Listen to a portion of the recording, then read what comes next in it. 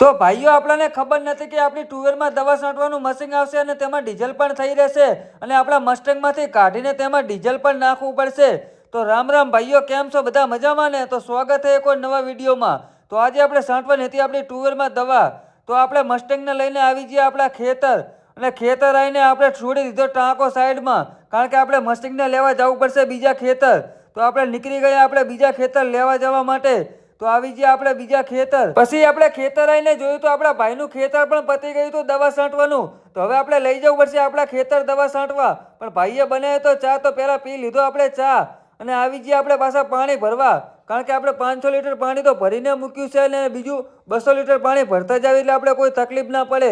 તો આપણે ભરી લીધું બીજું 200 લીટર પાણી અને પાણી ભરીને આપણે પાછા આવી ગયા આપણા ખેતર અને કરી નાખી આપણે મશીનની ટાંકી ફૂલ 600 લીટરની અને પછી નાખી દીધી આપણે જાત જાતની દવા અને દવા નાખીને આપણે કરી નાખ્યું આપણે દવા છાંટવાનું પાછું ચાલુ. તો જુઓ ભાઈઓ કેવી દવા છંટે છે, કોમેન્ટમાં એકવાર જરૂર બતાવજો અને આપણી ટુવેર કેવી છે એ પણ કોમેન્ટમાં જરૂર એકવાર બતાવજો.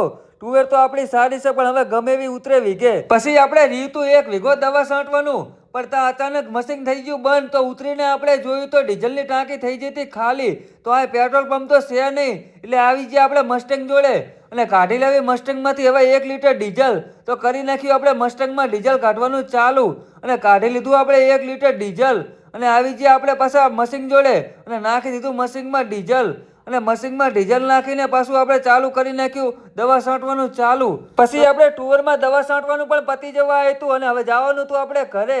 તો કર્યું મસ્ટેંગને તૈયાર ને આપણે આવી ગયા ઘરે અને ઘરે આવીને આપણે ફ્રેશ થઈને બેઠા હતા. ભાગ્યનો ફોન આવ્યો કે તું ડીઝલ લઈને આય, કારણ કે આપણે ત્યાં ઝબકુર્યું ચાલુ હતું જીરામાં. તો આપણે બુલેટને કર્યું તૈયાર અને નીકળી ગયા નવા તલાઈ જવા માટે. તો પછી આપણે પહોંચી ગયા આપણા મશીન જોડે અને જોયું તો અંદર ડીઝલ તો પતી જવા હતું. તો આપણે નાખી દીધું 3 લીટર જેવું અંદર ડીઝલ, કારણ કે સાંજ સુધી ચાલે. તો પછી ડીઝલ નાખીને આપણે પાછું આપણે જવાનું હતું આપણા ખેતર જોવા કે કેવી રીતનું પીવરાયું છે. તો હવે આપણે નીકળી જઈએ આપણા ખેતર જોવા માટે. તો જોયું તો આપણું જીરું તો 50% જેવું નીકળી ગયું છે.